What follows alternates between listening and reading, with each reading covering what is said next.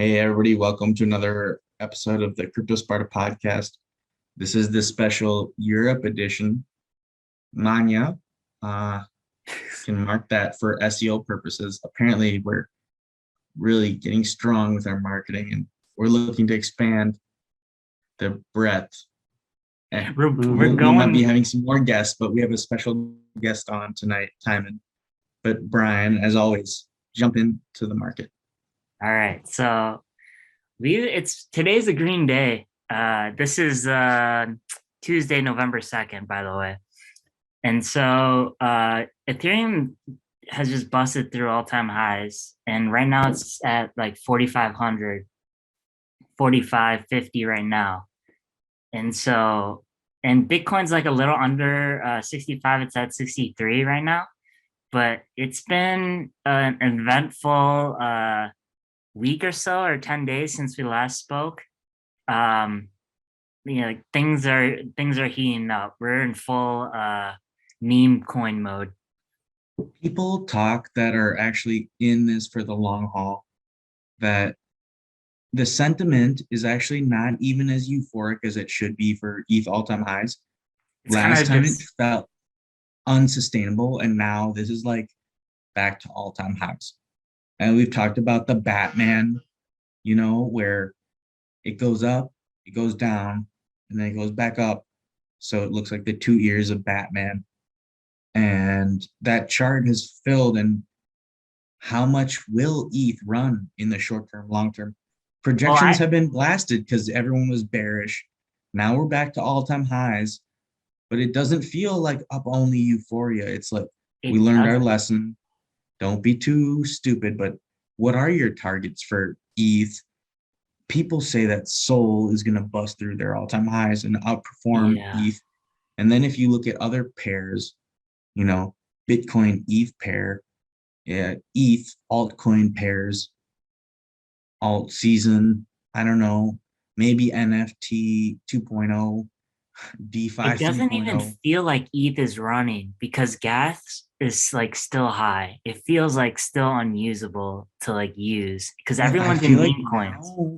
It's institutional money flooding into ETH. And then also you get good yields on ETH off of like BlockFi or Celsius or whatever. And like people are just starting to realize I think in the future, ETH will hardly be doing transactions, and it's going to be like daily transactions that come from off chain, and it's going to be the most hallowed, sacred ledger of everything. Anything that happens on ETH is like, in the future, everything will be chain linked on Ethereum, and no one will get away with any crime. I was trying to talk about like the, like Chainlink being, I don't know, it's the stable coin, but it's also the future. It's Skynet, right? It's Skynet. Yeah, it's crazy. Yeah, Chainlink with all the integrations it's been doing, like it hasn't moved at all. But like Sol is popping off. Like price targets for Sol have been like, oh, it's going to 1,000 pretty soon, like by the end of this run. So I agree with you, but can I tell you about something that I learned about Sol? Did you know that it's personally backed with like, it's an interesting discussion about tokenomics, about how like Ohm works, or how Urzdil single-sided staking work, or how Sol works, or Chainlink, where Chainlink and Sol are opposites. Chainlink is constantly selling to develop their product. Sol is personally subsidized by Sam Bankman-Fried. Yeah. So do you know that transactions are cheap because they maintain the nodes that are centralized, and there's only 19 of them, and it's not decentralized. And that's why they can outcompete Ethereum. It was something that I learned just recently, and I didn't understand how TPS, the transaction per second, off of AVAX or Phantom or Sol, they have different transactions per second, but if it's being like, is it decentralized? Ethereum is completely decentralized, and same with Chainlink. But then there's a price to pay for that. Yeah. Otherwise, Sol is personally backed by like 19 nodes that are all directly tied to like venture capitalists and Sam Bankman-Fried. And they are using what like the Zuckerberg method is, where they just spend money to then just eat market share. Because if they make it cheaper than everybody else, People will go to it. right? But Yeah. Phantom is killing it with like cheaper transaction per second. I think AVAX is up there too. A lot of AVAX has been popping off. It got to all-time highs. It got to like 75 yesterday. And then DOT too, with their parachain auctions coming up on November 4th. It's November 4th. I thought it was November 11th, but there's a lot of interesting, alpha that we learned from talking with like a influencer, where it's just like there are some announcements, like crypto is like awake, and then the announcements and the new things are not what we started talking about, but there are new developments where it's like, okay, the news is like, okay, what happens with DOT? What happens with the other L2s? Like, what happens People with are waiting to put their money in. Like, they're watching. Like, and that's then what where I does it learned. go? Yeah. Because it used to be flavor of the month or flavor of the week, and like at the moment it's like the Cesta coins and like the Ohm forks and like Spell, Abracadabra, Mim, Yeah. Own all farts that. are going off. Meme It is. coins. Like Kiba, Sheep girlfriend is out there now. Doge is pumped a little bit. I think when I saw Shib the girlfriend, I should have just aped in. Well, now I don't know if it launched yet, but I saw that there's gonna be a Shib baby or something. Like the Shiba Inu and then the girlfriend have a baby. It's kind of ridiculous. I still refuse to get into meme coins. Like I don't. Dude, I think that I'm smart enough to get down to that. And it was like a lot of people joking. Timon and I were watching that Up Only, where it was just like, the last cycle you just needed to hold Doge, and that's the 70 IQ. But like this cycle, you need to like hit yourself in the head with a brick and get down to 50. Like Yeah, the you need to be 50 on the left IQ. side right now. Left side of the left side of the parabola or the whatever curve that is. Well, we were saying that Timon is going to use the Cryptosparta. We're going to start him up. And Brian, what's our asking rate? We can talk about it with our clients for doing the setup. But Timon's going to ask a couple of questions, because like we were thinking about maybe we do a walkthrough of like how we would actually get him on AVAX, and also like he's going to be our representative in Europe. But like in Europe, they're not as like into just getting rich quick like Americans, where they're just gonna throw their money into stupid meme coins. Yeah, exactly. And Brian, that might actually be a good question for you. The first question I would have, from a European perspective, there's still a lot more skepticism here. Just in the Yeah. general population. Among my friends, my people, university, my parents, and in business in general. So a lot of people still think it's kind of a scam, maybe, or they just kind of don't understand it. So what would you say? Like, how would you explain it to people like that, who are really just kind of like very suspicious of the whole thing? Well, there's definitely scams out there with like the meme Yeah. coins and like so I mean some of that is true. Like you definitely have to like do look into it like on a more not on just like a service base or like what you read in the news.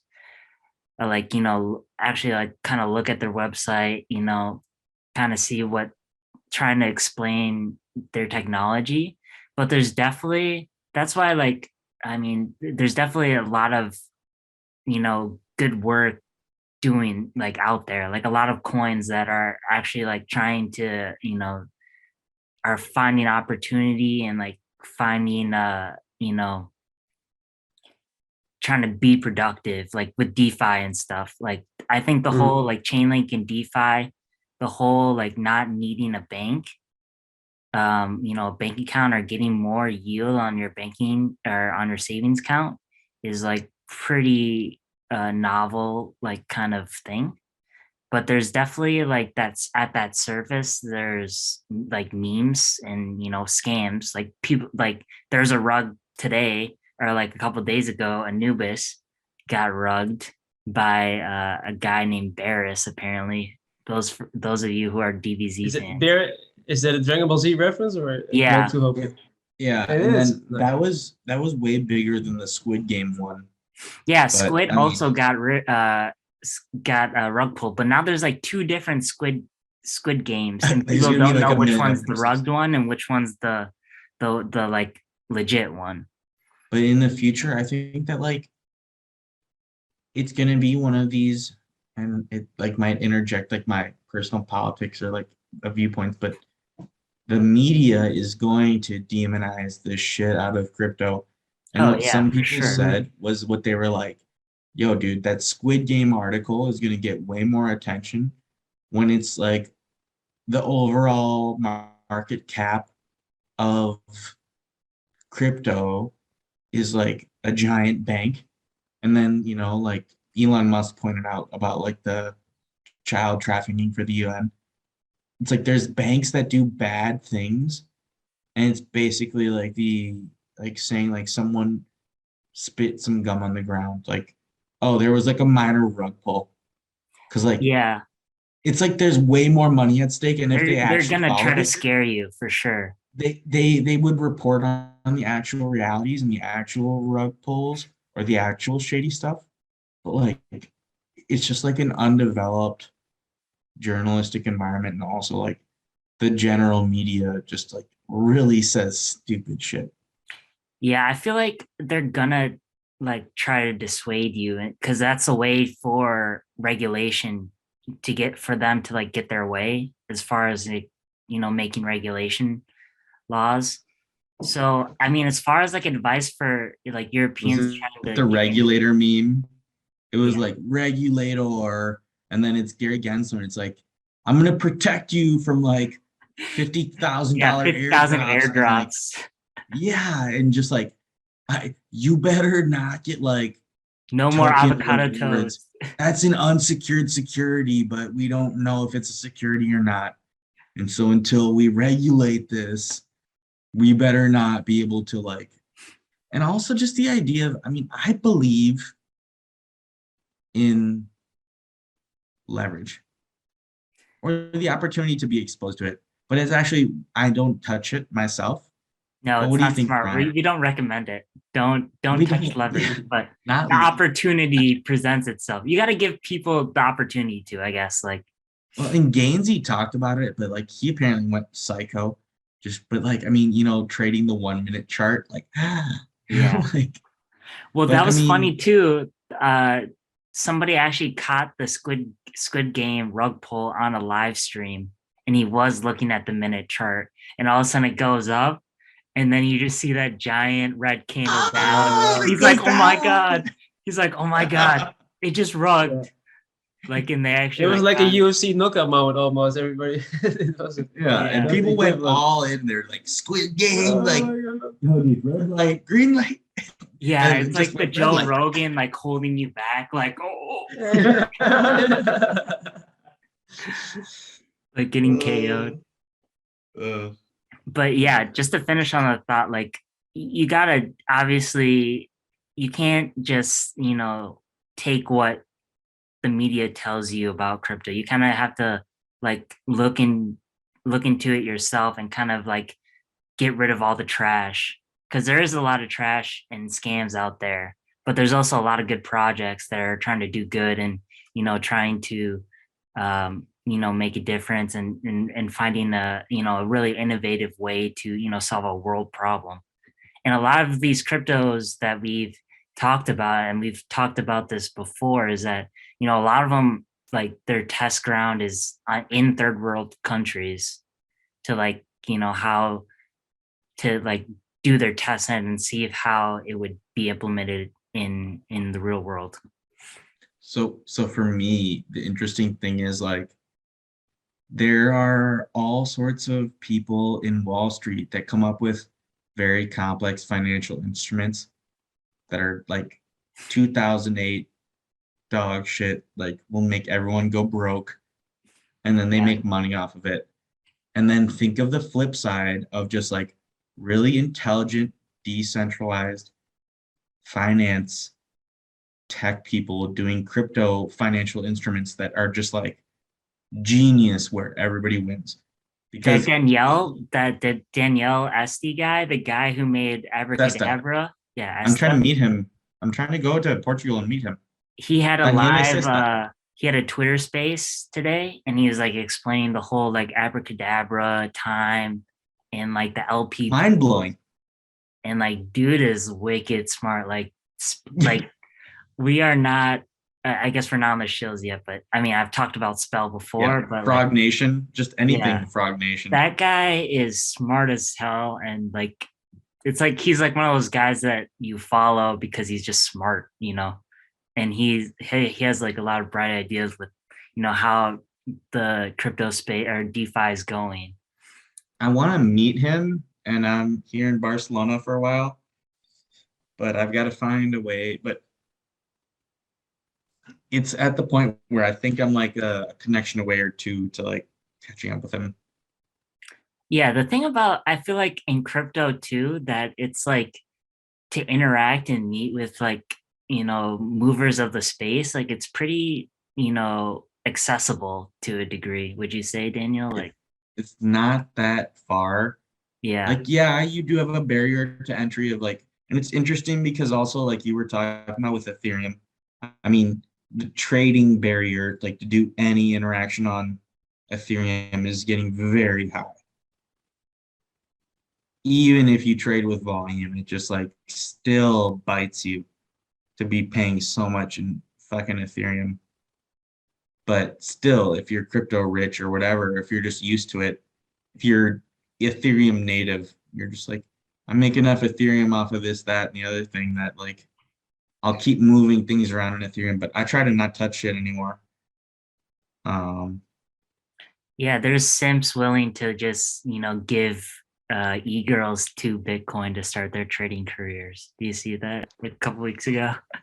and I mean, I just think of like seeing Kobe's like giant wallet of just like imagine, and I would think, and really it's with my Phantom bag that I feel the most sentimental, where it's just like, wow, all those Phantom that I had, and I gave away a lot of my Phantom. And then if they become worth a lot, it's just like, wow, dude, like it means nothing to me because it was like that first 600 or whatever or XYZ amount that just really grew more than anything. Yeah, And I'm then not you kind as of treat it warps your mindset where you're just like, I have so many Phantom. And if a single Phantom becomes a significant amount, it's weird if you just like have a shit ton of Bitcoin and you're just like, yeah, it's Bitcoin, it's not actual real money, but you don't even spend much money in your real life. Like, yeah, because you probably spent like $100 on all that stuff back in the day, and like you don't even value it as much. Where it's like one coin, I probably cost you like 30 cents back in like 2013 or something. well, and the way different people treat different things, and also just like the idea of taking profits where it's like almost like you have to disclose where it's like I've had winners and I've had losers and I've been euphoric and I've been like down in the dumps, but like I take out money to like pay for certain things to like live like my life, and but it's a certain amount that you have to get to. It's warped where some people really do are the meme where they're like, I'm really, really rich in crypto, but like I still like cannot leave my mom's basement. But I mean, there's nothing wrong with the mom's basement, but it's just like, is the money for something or is it just like numbers on the board? Because I will take profits to be like, I'd like to spend my money on such and such thing. But it does get to be an obsession of just like, I'm gonna keep feeding It feels like free every money when you have when you have profits. that you just want to spend on stuff. It feels like you're not touching like your real life like stack. It's why I really enjoyed buying the flamethrower, because I like to buy things that are really like, I made a lot more money than I should have on crypto. So I'm gonna buy something that like is unnecessary to kind of reinforce like, why am I investing in this? And like I take things out and like buy a flamethrower that makes me happy. Yeah, I'm still saving for that rolly, you know. That would be my first crypto profits purchase. A Rolex, man. Yeah, gotta get the Yeah. rolly. You want to be in rap video from the 90s? Yeah. Dude, but Brian, I wanted you to tell Timon about how our service kind of works, just in terms of like he wants to get set up. And these Europeans, they're not as hungry for the American dream type stuff. And they're just like, can I pay you to set us up? And then it would be what, MetaMask with like a centralized exchange, and then maybe do some Uniswap stuff. Can we bridge them? Can we do AVAX? Can we get them in time or ohm? Can we get them to stake stuff? I mean, how would you explain to a newbie who's like, he wants us to help him? Yeah.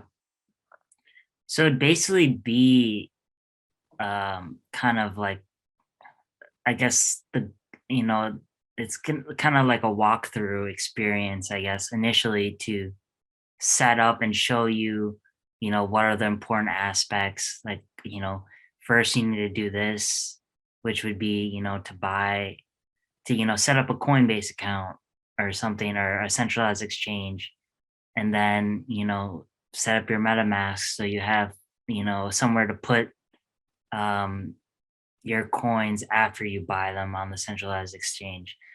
And then, from there, um, you can play around. Once you have that MetaMask or address, you can start playing around with like different kind of blockchain type things like AVAX and that kind of stuff. And so, you know, I think doing that would just be me walking you through that.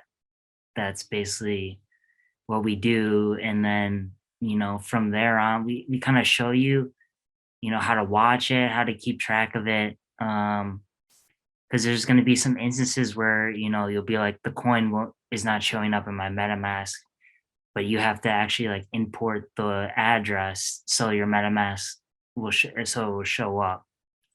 So kind of just walking you through the basics, and then from there on, we kind of just let you be aware, and then after that, it's kind of up to you to like play around with it and what you want to do with it. Like we can, put it in staking, and then you can just, forget about it, for a year and just let it grow, or you can be proactive with it. But I was after telling we, him about the different types of portfolios that we were saying, about like the ideal portfolio.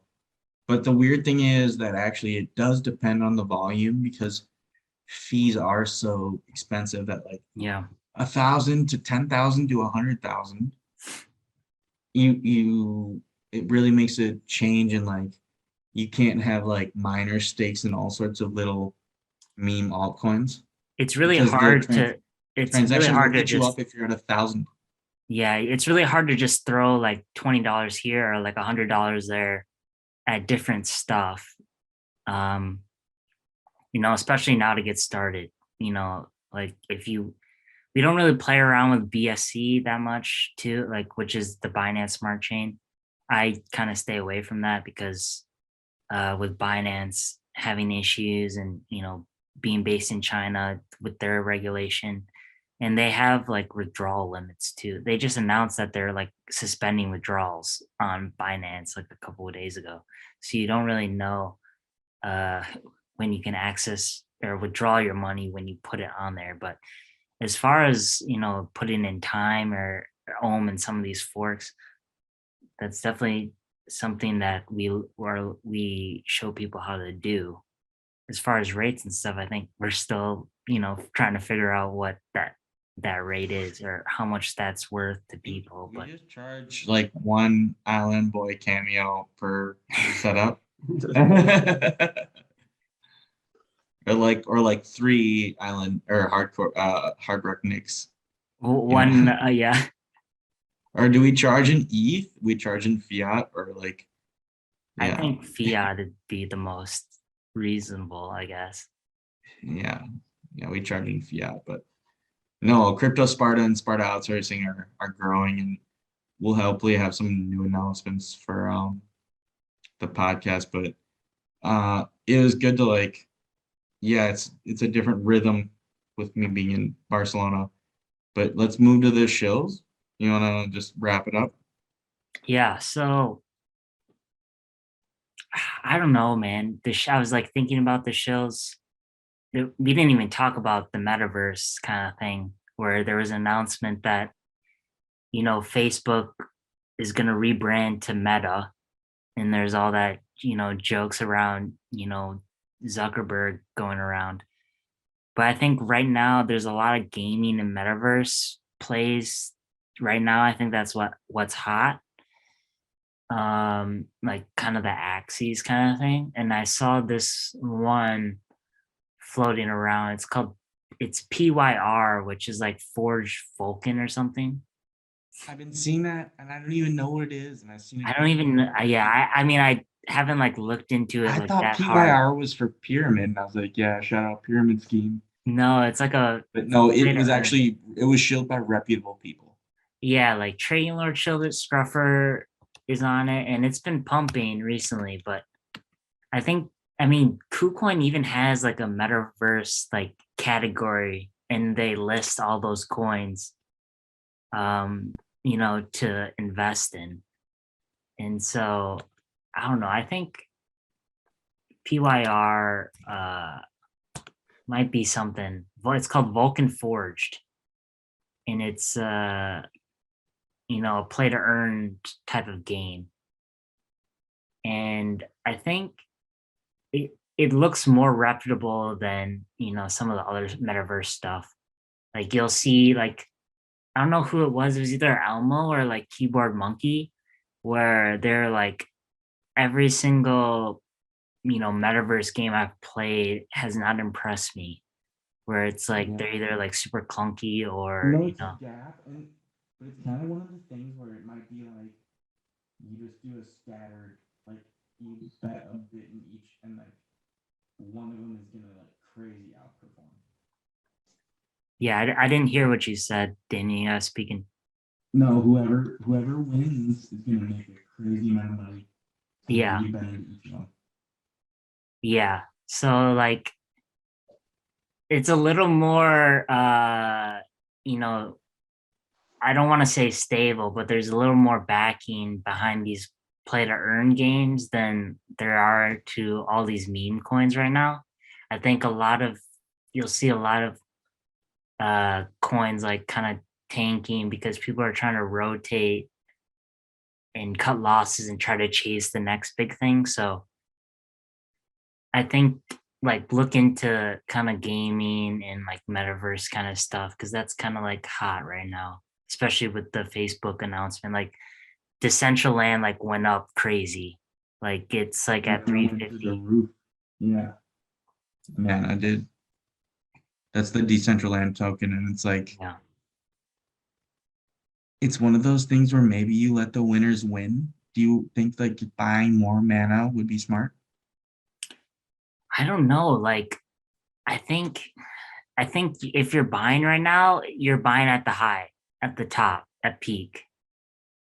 Cause like I don't like whatever metaverse product, I think we're still a long way to go as far as like having like a viable like thing. So like I don't know. I just like it just came out of nowhere because like it was at like $1, 150, like basically like the whole time since I've been in crypto, like since March, just flatlining basically.